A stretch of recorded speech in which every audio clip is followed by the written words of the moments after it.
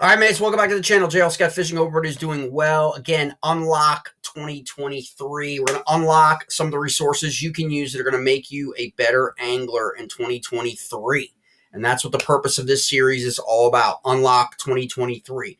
We are now going to take a look at the USGS waterdata.usgs.gov site, okay?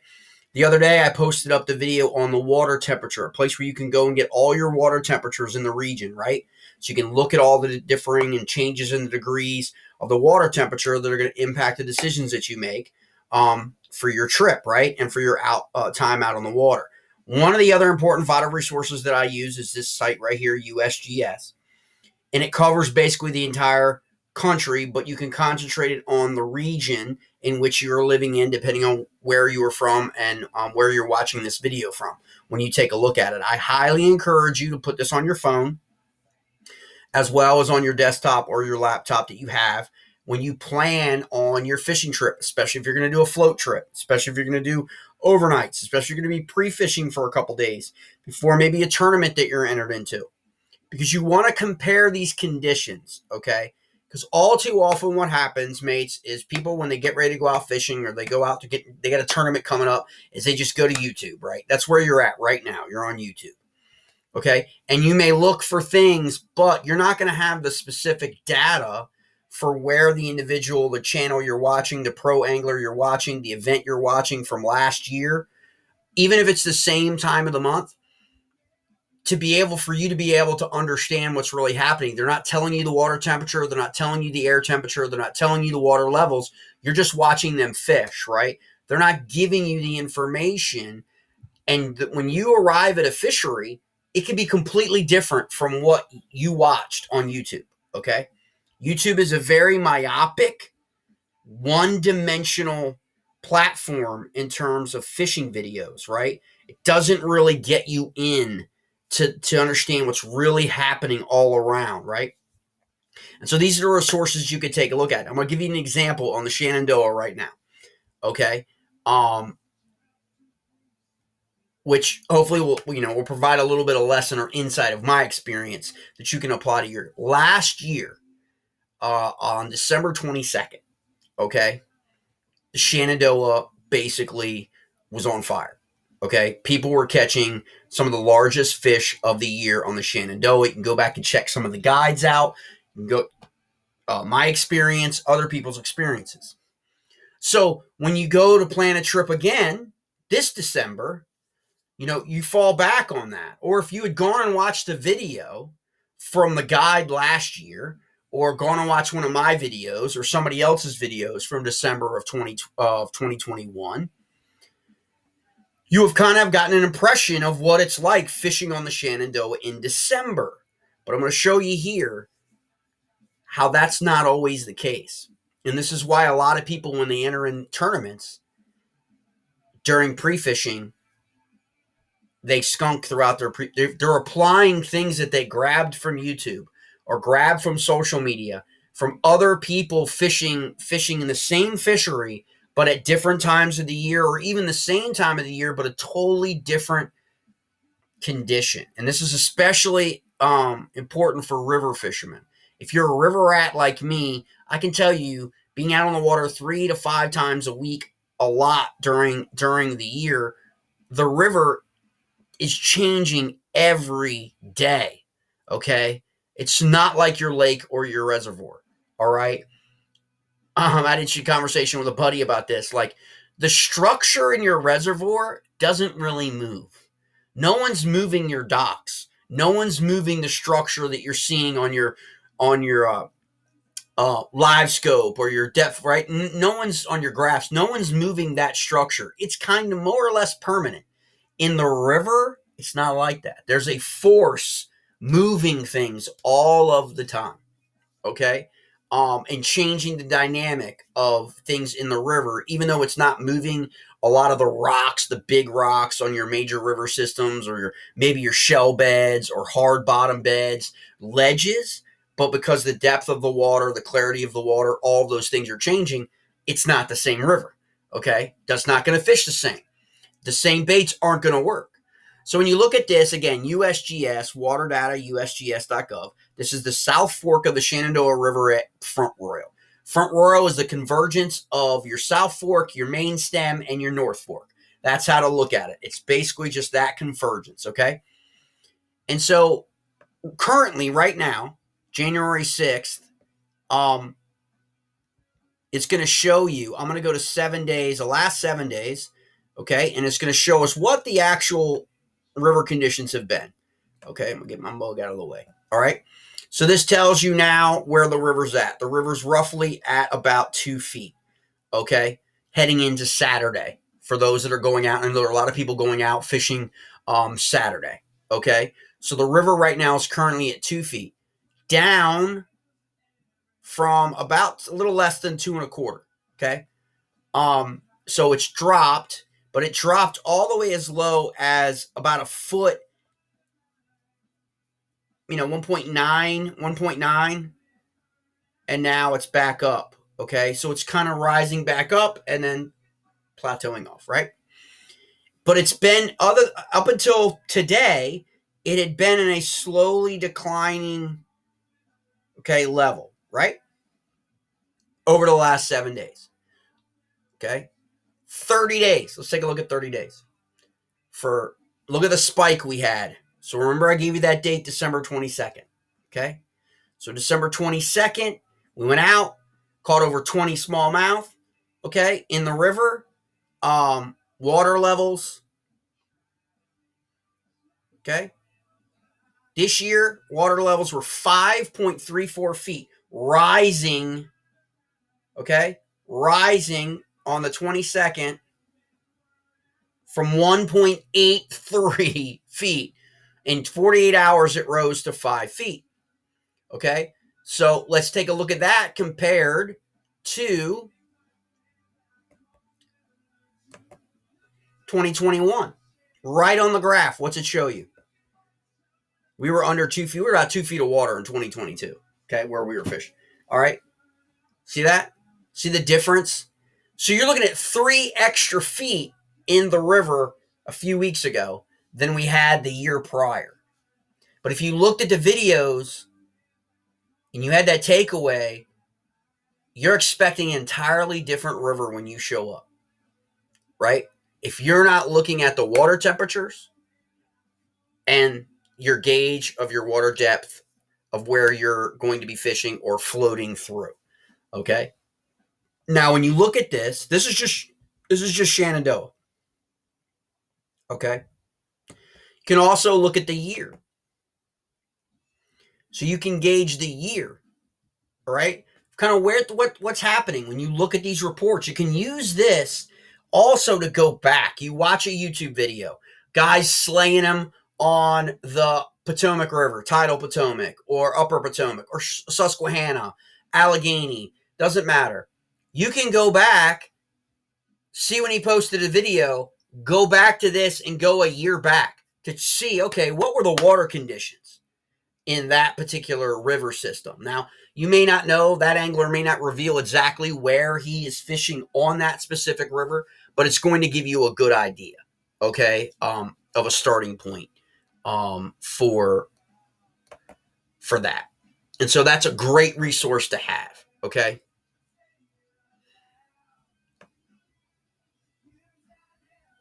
Now, down here a little bit lower, you can select all your different data. It's going to show you a lot of other stuff, a lot of information that's good to know. You can subscribe to alerts to alert you about your river you plug in your own. What I do, plug in the Upper Potomac, so I can get alerts that tell me action that's happening on the river, which could that alert could tell me if it's like, if I'm out and I've got a couple extra hours, that alert goes off, I could be on the river in 15 or 20 minutes. I could be at the river in 15, 20 minutes, right? And so that alert helps me go, there's an event happening on the water. The bite could be on, or there's an event happening on the water. I was planning on going fishing. This could probably shut the bite down, okay? And so that's important to know that information. It can come right to your phone, okay? And you can have that with you. But I like this resource also because look what it provides. It provides the hydrodraft data table for your region, okay? I have it set here because I was talking about Shenandoah. Here you find Upper Potomac and Shenandoah coming together right here at Harper's Ferry. So you've got the Upper Potomac going north and south, more or less, southeast, northwest, okay? Or north and then west. And then you have the Shenandoah. So right here should be Millville, right? Millville, West Virginia, right? It's a popular fishing spot. You can check it out right there. You can check all your gauges down, okay? And just adjust your map as you're going, okay? And find where the USGS has their gauges and monitoring systems, okay? And so you can go all the way down through Clark County, Spot Run.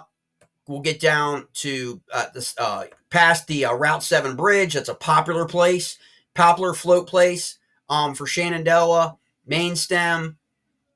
Okay, you've got all the way down to Front Royal. Okay, and then out of Front Royal, you've got Passage Creek. Okay, and you can take the Shenandoah all the way below Front Royal. Okay, and then you've got the different monitoring stations as far down as Luray and in Page County, through the George Washington National Forest, Elkton, all the way down.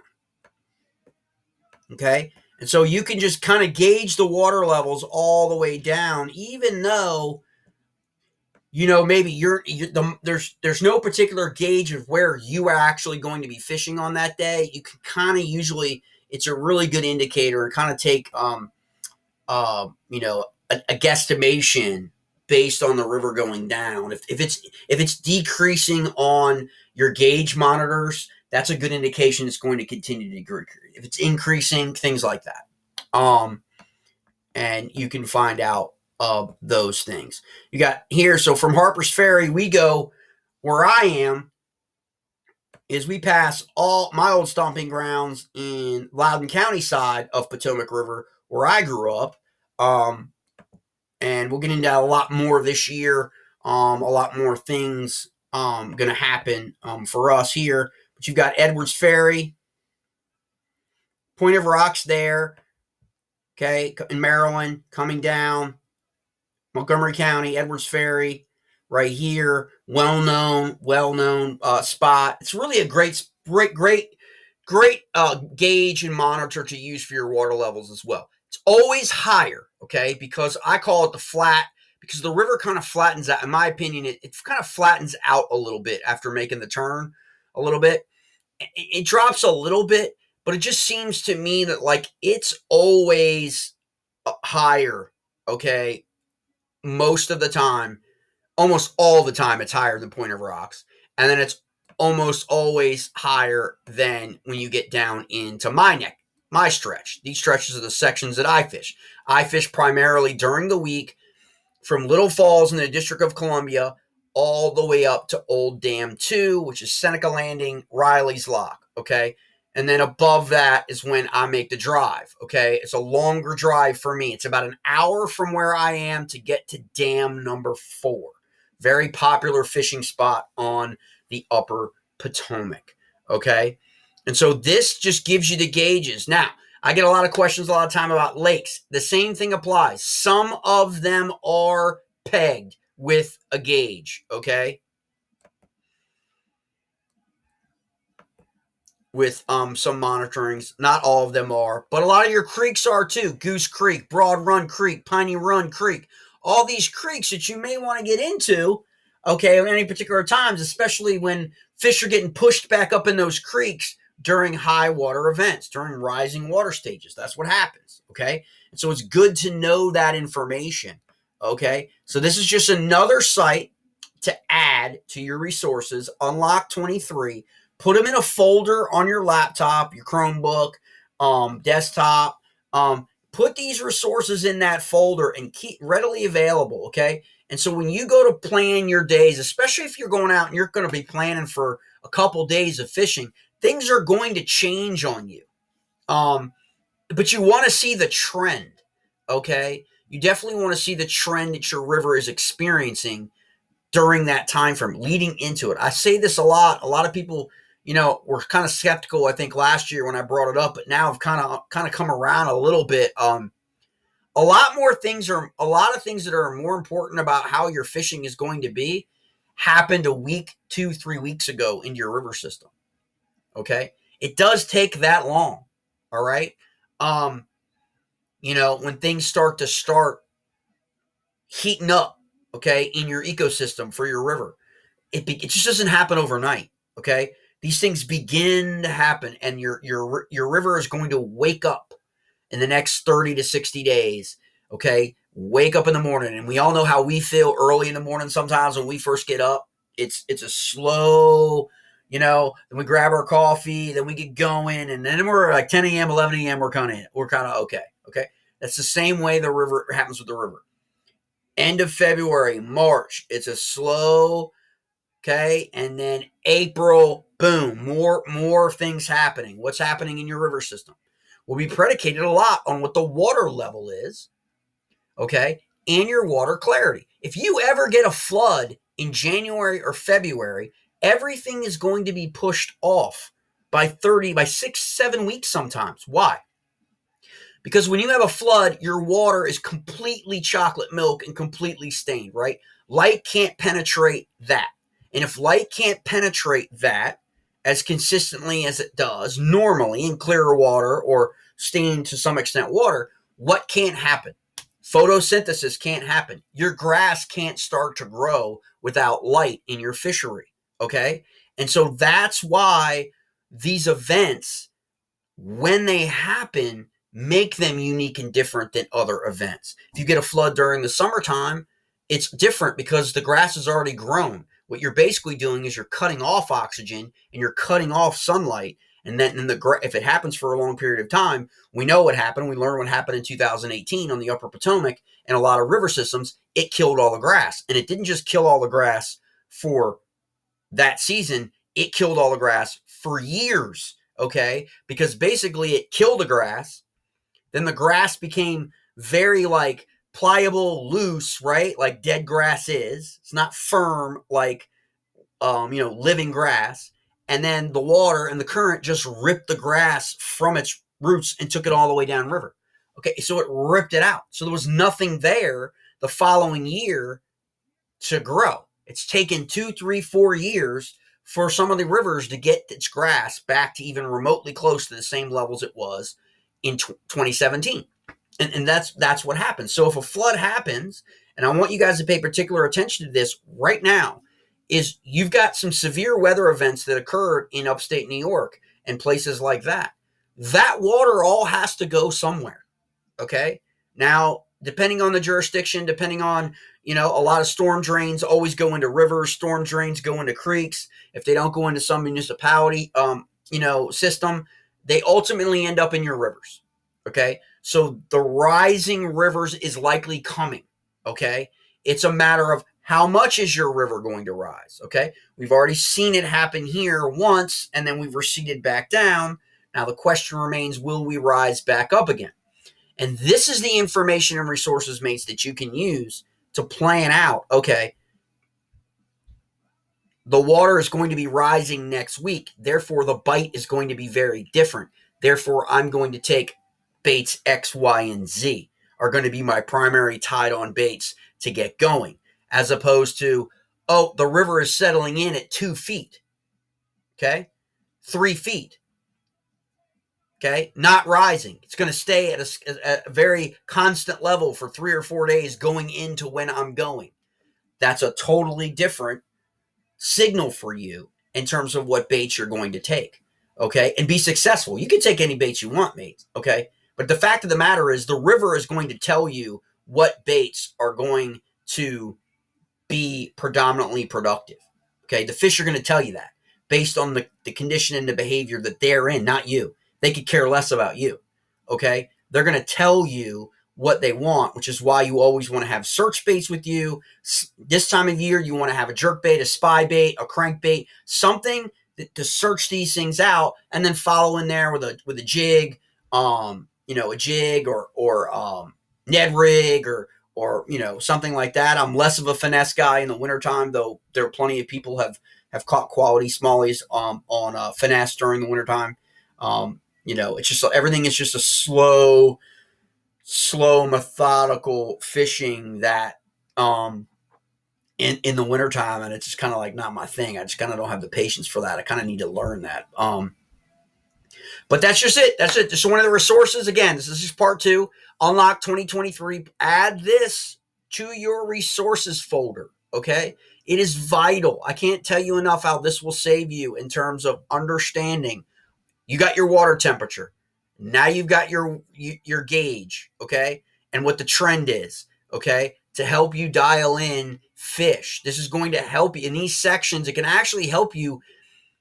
If you're pre-fishing for an event, it can actually help you discount areas. So you don't have to waste your time in certain sections of the river. I know a lot of mates are going to have a lot of tournaments on Shenandoah. They're going to have a lot of tournament New River. They're going to have a lot of tournaments Susquehanna. It can help you eliminate certain sections of the river that are not going to set up to your strengths. Remember that. Like, you're not going in blind. You're going to fish your strengths. You're going to fish your confidence baits, right?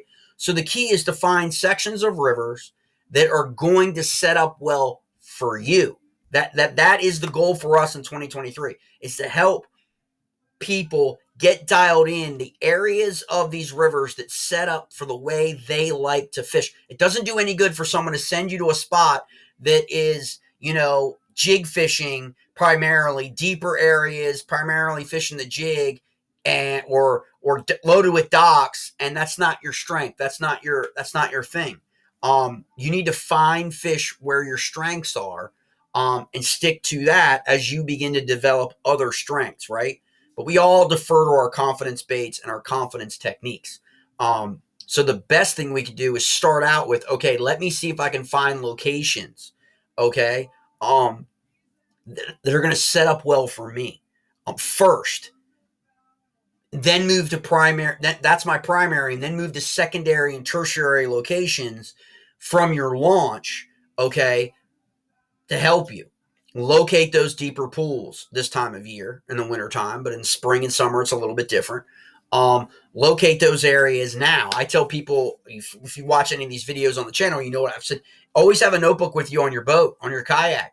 If you're wade fishing, and your phone. I mean, wade fishers use your phone. Just punch in the data, okay, of where you found a pool, where you found something. Where I found structure in the middle of the Upper Potomac this year. I did a couple videos of that and got inundated with like literally 30, 40 messages over the next month and a half during the summer of people that caught fish off of that structure that none of us, to my knowledge, knew even existed.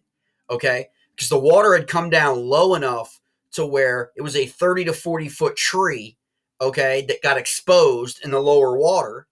Okay. Using this data, I went out looking for new water, okay, in 2 feet of water or less.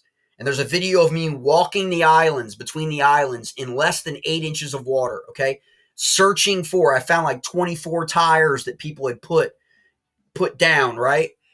Most likely to attract spawning fish, okay? Could be catfish, could be smallies, whatever, but marking that, understanding that. So when the water rises to 3 feet, 4 feet, 5 feet during the year, you know where the structures are. You found them during a low level event using this data to go out, fish, but also be scouting areas, okay? That is critical. It's critical for you if you're fishing a primary river. If you're a competitive angler, you may not have the time for that, right? Because you may not be able to go for more than like 2 days prior to an event. And you're not going to be back at that event until next year. You're going to be on to the next event. Okay, so you're going to be like rinse and repeating this checking all this stuff for the next event. But if you have primary fishing destinations like I have, that I'm going to fish every week no matter what, this is the kind of stuff you want to build in your notebook. You want to find all your structure, find your deeper pools, find your ledges, find all those things. And then you are going to be where the fish are going to be coming to when you're out on the water. You're not going to be chasing smallies, like we say, but you're going to be ahead of them, okay? Understanding that they're probably likely at some point during the day to come to that area, right? You're going to keep checking that area as you work other areas because it signaled to you it was a ledge. There was structure there. There was wood and structure and rock. There was deeper water. There was a seam, or there was a small eddy there when the water was 2 feet to 3 feet. What's that eddy going to be like when it's 6 feet? Okay, faster moving water. Is there going to be some slower water on the backside? Is there going to be a little bit of peaceful water that the smallies can sit in and ambush? That's what you want to document, okay, in your notebook. All right, every time you go out, especially if you're fishing um, repeatedly, it's the same stretch or home river or even home lake or same thing with your charts and with your graphs, is making sure that you're familiar with things and knowing where structure is and all that stuff. The lakes and reservoirs are kind of a whole different game because they don't really change that much, in my opinion. I'm more of a river guy, because I love the river. I love the fact that it's a challenge and it changes every single day, and sometimes changes during the day. In terms of what these fish do, they will just shut down on a dime and move. And where are they going to go? If you know that information, then you're one step ahead of the game. All right, mates. So please, Unlock 2023. Please like and follow, subscribe to the channel. If you have any questions, follow us on JL Scott Fishing on TikTok, JL Scott Fishing on Facebook. You can always send me a direct message if you have any questions. I'm always open for all of that. Anything you want covered, any questions you may have regarding any of the baits, any of the primary baits, any of the techniques, or any of the locations to put you on fish, can always feel free to reach out for me. I'm an open book. I will share all of that information. We call it the juice. And so in 2023, we're unlocking the juice. Okay. And again, everyone out there, hope you have a safe weekend fishing. Looks like the weather's going to be back in the 60s and setting up really nicely for some winter fishing. All right, mates.